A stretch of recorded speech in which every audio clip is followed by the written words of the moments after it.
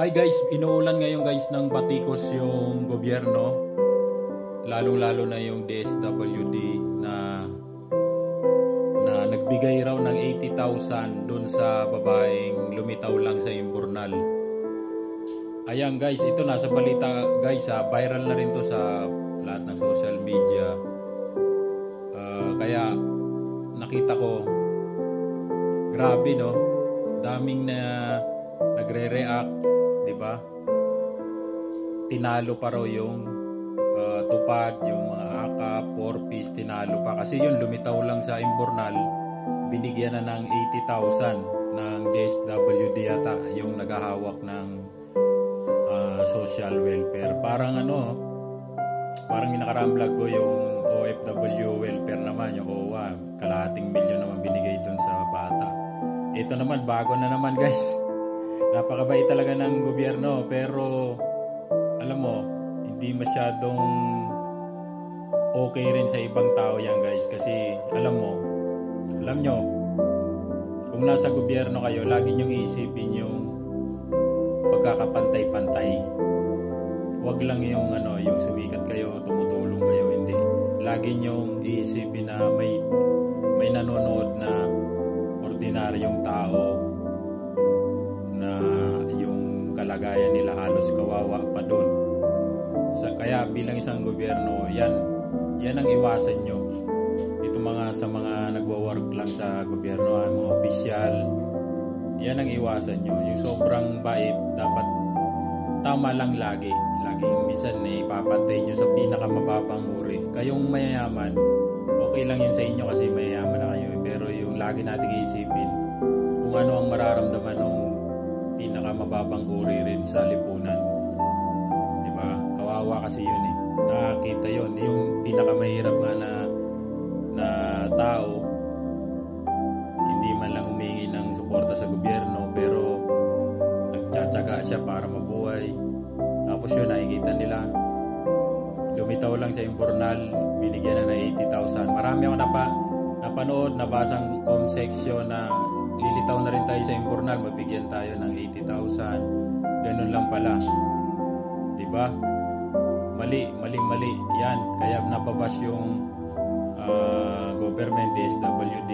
Ako, okay naman sa akin yung presidente, pero tingnan mo rin lahat ng sangay para mapantay-pantay lang. Diba? Kung yung mga umaano sa'yo, wala na kami doon. Pero hanggat maaari kami, nandun lang kami sa level na tinitingnan namin, binabalansin namin yung nangyayari sa Pilipinas. Diba? Ang masasabi ko lang doon guys, opinion ko wala naman masamang tumulong, pero bilang gobyerno, pero yun na naman ulit na naman, medyo malaki yun para sa mababang uri na ordinaryong tao sa Pilipinas. Medyo malaki na yun. Yung bigyan mo nga lang ng tigli 5,000, tigta 3,000, ang dami nang umaangal eh. Yun pa kaya 80,000. Diba? Ang gawin nyo, tumulong na lang kayo sa mga ganong mahirap na Pinoy. Maraming paraan kasi guys ng pagtulong eh. Ang gagawin ng gobyerno para hindi sila mapulaan, hindi sila mabas. Pwedeng gawin nila, nakita nila yung tao, okay naman, normal, bigyan nila ng trabaho.